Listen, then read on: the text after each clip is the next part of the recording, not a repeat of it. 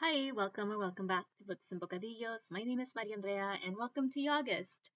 This is an original tag that Suey from Suey's book Banter and I created to celebrate the month of August reading young adult literature. And so this tag is part of that celebration. So if you participate in this tag, consider yourself a part of the August celebration.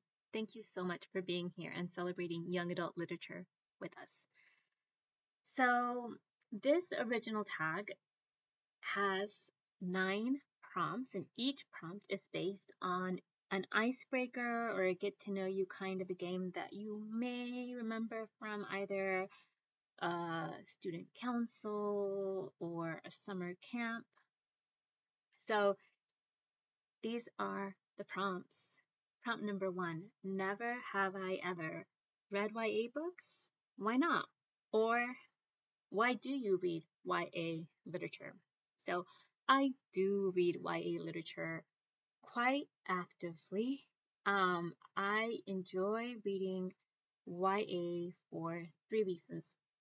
First one is I find that when I reread old childhood favorites, I get to connect with that inner child.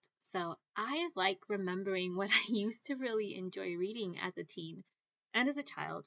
So I'll reread picture books, middle grade, and YA literature on the regular. Um, for me, it's a part of my self care. It's that nurturing my inner child. It's that connecting, and it's also reliving and remembering. So sometimes when we read a book that we read when we were younger, we might remember things like memories come back that we stored away and didn't know, like we hadn't reached into that vault and pulled out those memories. But a book, like a song, could trigger a memory, and I find that really interesting, and I like having experiences in which I remember um, why I liked this book, why it resonated, or why I didn't like it, why it didn't resonate. So why I DNF'd, I recently posted about um, Dear Mr. Henshaw and where I was as a kid and how that book maybe was a book that wasn't right for me at that time, and now as an adult rereading that book was a different reading experience altogether, and I really appreciated it. So I do read YA. So that's one reason why. Another reason why is because I have a theory. I have a theory that we are always coming of age, and the previous milestones in human development and the previous um, conflicts that we resolve when we come of age continue to come up over time. Not in the same exact way, but remembering what it was like to resolve conflicts, to achieve um, milestones in human development, help give hope for the future. So when I read young adult literature, I remember maybe things that I was worried about, maybe things that were causing conflict, um, things that scared me, and then I am where I'm at now, and I see how much I've grown and how okay I am, and how we can do difficult things when we feel like we can't, we can. And so all of those kinds of thoughts give me hope for the future and make me think that, like, acknowledge my resilience, acknowledge the fact that I have survived difficult situations, I have achieved difficult things, and that gives me hope for continuing on this life, right? This messy and beautiful and wonderful and emotional life path we all get to be on. So they bring me hope.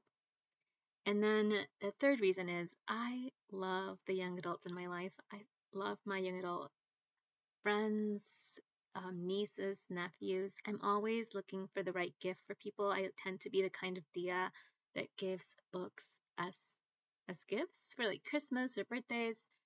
Um, so I'm always looking to see what the young people in my life are reading, why they're reading. I always ask, what are you reading these days? How did that book make you feel? How did you hear about that book that you liked? Um, And I find that oftentimes kids get recommendations from their friends, and I like the kids in my life to feel like I'm a friend and um, be able to trust me with their reading life and know that I'm looking for good books for them and that they can always talk about a book with me and that that's always something that I'm going to enjoy. Um, it's always a good conversation starter when I'm getting to know someone or when I'm trying to connect with a teen. So I enjoy reading books that I haven't read that weren't around when I was a kid. So I always am here for recommendations. Some of my Booktube friends have been really generous in giving me recommendations, and I so appreciate it because I love it and I want all the recommendations. I come to Booktube for recommendations for YA gifts or bookish gifts in general. I also get recommendations from podcasts and from newsletters. Okay, so that's why I read YA. Next prompt, two truths and a lie. So when you play two truths and a lie, you say three things. Two of those things are true and one of them is a lie. So here are three things about YA literature. And you guess which one is the lie. Let me know in the comments. One, if you guessed the lie. Two, do you agree with that? Or am I wrong? Let me know what your thoughts are. So these are three things about YA literature. One of these things is a lie in my book. Okay. So YA literature is angsty. YA literature is not literary. And YA literature is dependent on marketing.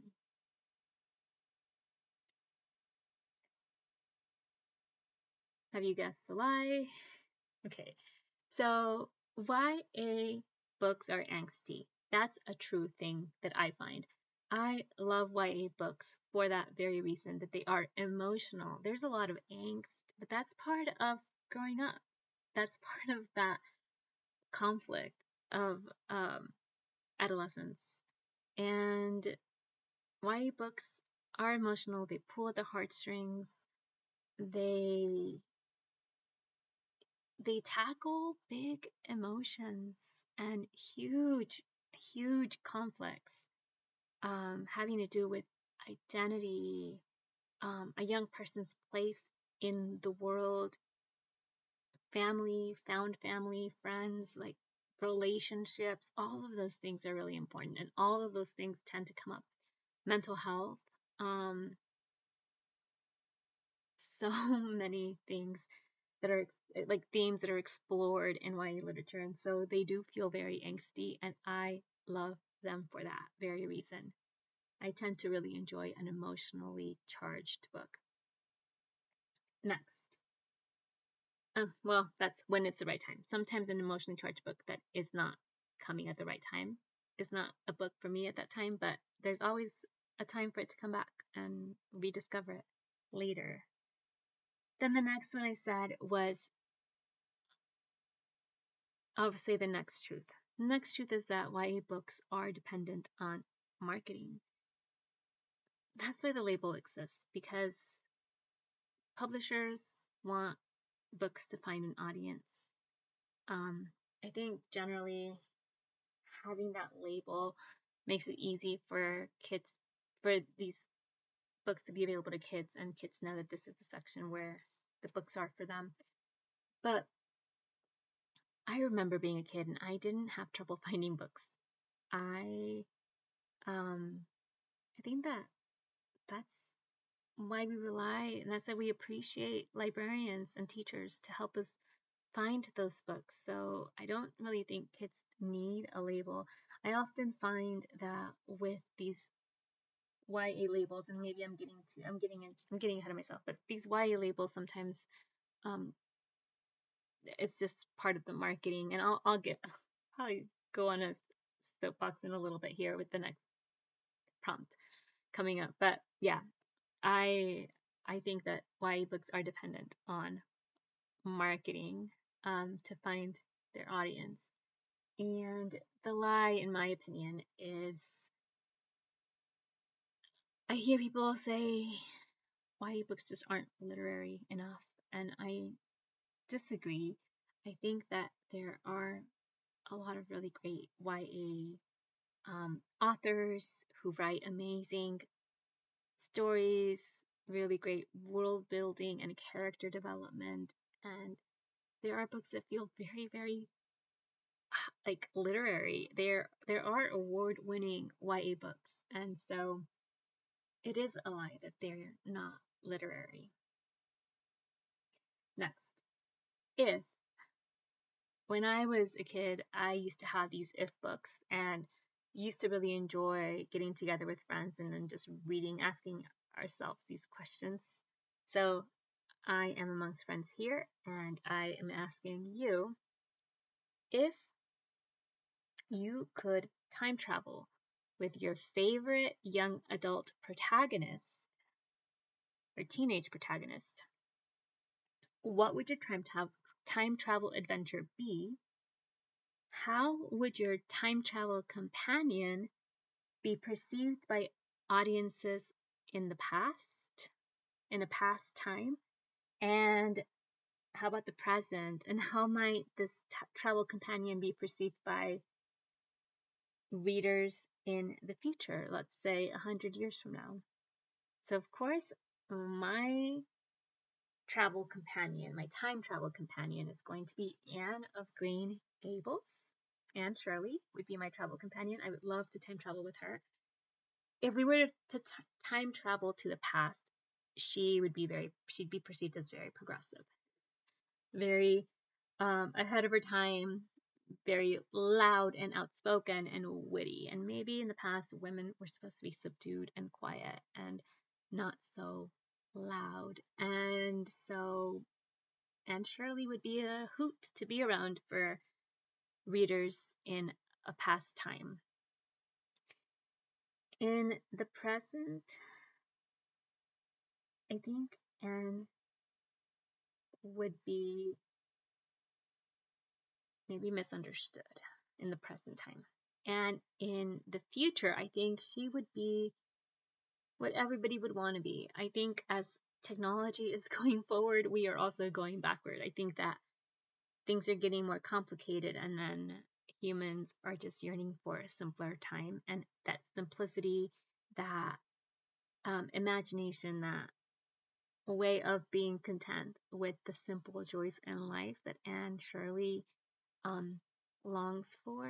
I think that all of that would be appreciated and admired about her in the future by audiences in the future. So she would make a fascinating time travel companion.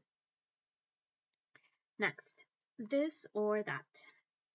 About books and adaptations. Do you read the book before you watch the adaptation? Do you prefer the book or the adaptation? And did the book or the adaptation appeal more to adults?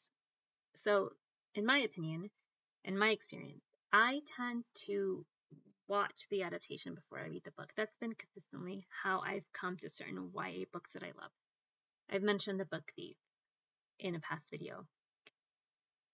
I found The Book Thief through the adaptation. I think that was a brilliant adaptation. I really loved that movie, and it then prompted me to find the book and want to read the book.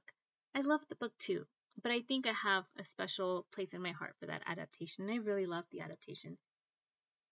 The book is great too. It's kind of one of those things where it's hard, but I think my first love was that movie, so I have a special attachment to the movie. Heartstopper. Heartstopper is one that I found it. Well, I heard about it. I saw the books on the bookshelf. I saw people reading Heartstopper. I hadn't picked it up yet. When I came across a Netflix adaptation, I thought, well, let me check it out. And I did, and I loved it. I loved it so much. I've only read the first volume of Heartstopper, and I want to continue to read the rest. But now I have the characters are the people that I see on the screen, and they are the characters in the book, and those are the faces that I'm imagining when I'm reading. So the adaptation has really formed this my imagination when I read Heartstopper. So I would choose the adaptation because it's given me the vision, the visual for like help me visualize the graphic novel. So the graphic novel series. So I think I have a special place in my heart for Heartstopper as well. 13 Reasons Why. I watched the movie or the series. It was the series. I watched the series. That was such an intense series. I did not want to read the book. I see the book on the shelves. I don't want to pick it up. I just don't. I don't want to. Let me know if you think I should or that you'd recommend that I check out the book. But I think I had enough with the series. The Hunger Games. The Hunger Games. I watched the Hunger Games, the adaptation. I haven't read the books yet, but Suey tells me I need to read the books, so I need to get on that. I need to get on that goal. I need to read those books. So right now I'm going to say the adaptation over the book because that's what I've connected with. I find that adults really do enjoy these YA. Oh, I forgot to mention, of course, To All the Boys I've Loved Before. Okay, that one's a bit of a different experience. I first read To All the Boys I've Loved Before and the whole series in all the 3 books in that series. It's a trilogy. So I read that trilogy, and then later on, when the adaptation came out, I watched it. To All the Boys I've Loved Before, and I think also the second one with Sister. But I prefer the book over the adaptation for To All the Boys I Loved Before. That's the only one. But again, it's because I came to the book first. So I find that for me, if I come to the adaptation first, I'm going to choose the adaptation over the book. But in the case of To All the Boys I Loved Before, I read the book first, and when I watched the adaptation, I was like, no, they're not getting that right. So that's been my experience with adaptations. And I do think that adults tend to really enjoy these adaptations. I haven't heard an adult say they watch these adaptations and they've been disappointed, or sometimes I find that adults are probably, we'll see with the Twilight series and with the Hunger Games. I remember when I was younger and those books were like a hit, like those books were flying off the shelves, and adults were really consuming those books as much, if not more, than the young adults. So yeah, I do think that some of these series are very easy for adults to enjoy. Next, would you rather label the book YA or just let books be books? Okay, I know you know what I'm going to say to this. I would rather let books be books. I feel like putting the label on a YA book limits the book and limits the author. So what happens is you label a book YA, it gets shelved in a certain part of the library or bookstore, and it stunts its growth. There are adult readers who would want to read that book, who might enjoy that book, but they don't go to that part of the bookshelf, that bookstore or library. So they say, like, that's not for me, that's for younger kids, that's for the kids. I don't have an interest in reading a kid's book. So they won't go to that section, they won't check out that book. Likewise, the flip side is there's at least one book that comes to mind that it's a great book. It's a book that I wish a lot of young adults would read. I think young adults would love this book. This protagonist is amazing. I really love this book. I think it reads like a YA novel, but the author in an author interview said she didn't want the book to be marketed YA. She wanted that book to be literary fiction because she didn't want to limit the audience. Like, the the power for that book to like grow and be read widely. So then it's harder for young adults to find that book because it's not labeled YA. And so I feel like if we keep putting books in boxes, then it limits the audience both ways. It limits the authors and it limits the audience. And I also think, I may be wrong here, but I think that when we label books YA, we make it easier for books to be banned. So a lot of the times I feel like these adults who are running these campaigns against books, they're targeting books that are YA. They're going into that section just to find books to ban. And it just feels like some of the times they just read the flap and they're like, "Oh, ban this book." When I hear about books that are being challenged or banned, the people who are requesting that don't even really seem to like have read the book in its entirety or really grasp the context for that book. So I don't know. I'm just wondering if these people who are calling for books to be banned and challenging books, if they don't know where to look, then they're not going to find the books. Or it's going to take them longer to find the books. So stop labeling books young adult. Let the kids find the books and slow the adults who want to be in control of what kids are reading to not be able to find them as easily. And I think that a lot of the times I read these banned books and I'm like, why is this book banned? I don't really think it needs to be banned. I don't think banning books is the answer to things, to questions of morality or uh, politics. So I would say let's put our trust in our librarians and our teachers to help kids find the books that are right for them. And every child is different. There are reading levels to consider. There are preferences that these kids might have. There are life experiences that these kids might be working through. And let the librarians help the kids find the information that they need to find what their next book could possibly be that resonates with where they're at in life and their identity. And that's it.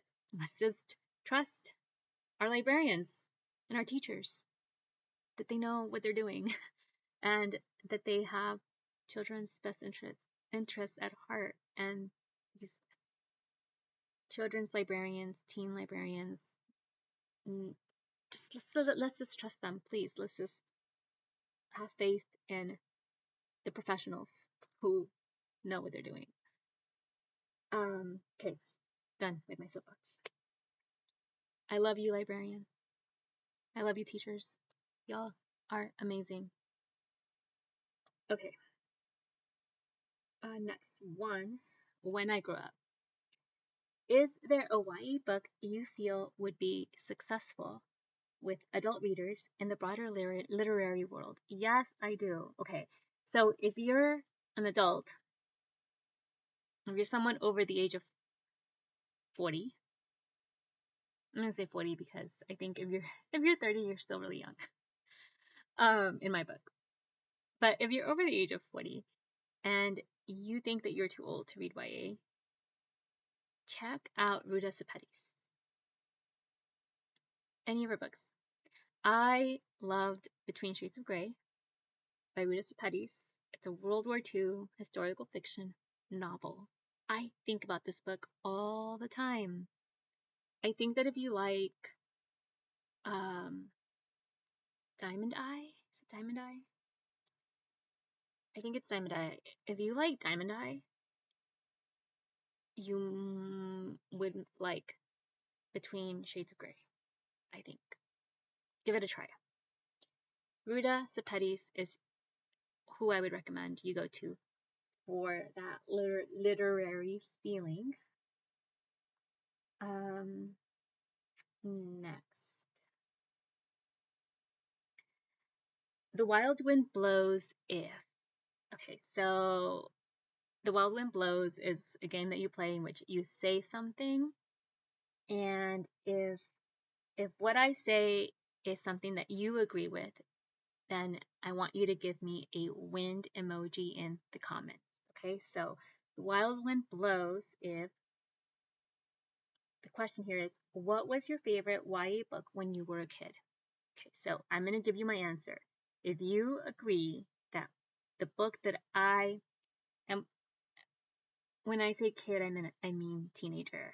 Okay, so what was one of my favorite books when I was a teenager? I'm going to say an author. Basically, any book by this author was a favorite for me when I was a teenager. You can leave me a wind emoji in the comments if you also enjoyed books by this author. And the author is Lois Duncan. Any book by Lois Duncan. Some books you might recognize because there are adaptations for these books are I Know What You Did Last Summer and Killing Mr. Griffin. I loved horror when I still do. I still really do enjoy horror, but I really loved horror when I was a teenager. And science fiction. Like those are my two. Science fiction and horror were my two faves. So I really liked horror and I loved Lois Duncan. So if you enjoyed Lois Duncan when you were a teenager, or if you agreed that Lois Duncan books are really great, put a wind emoji in the comments. Okay, next. Desert Island. Which YA book goes to the desert island with you? The characters in that book will also be on this deserted island with you. Which YA book characters do I want on this desert island with me? Okay, let's think.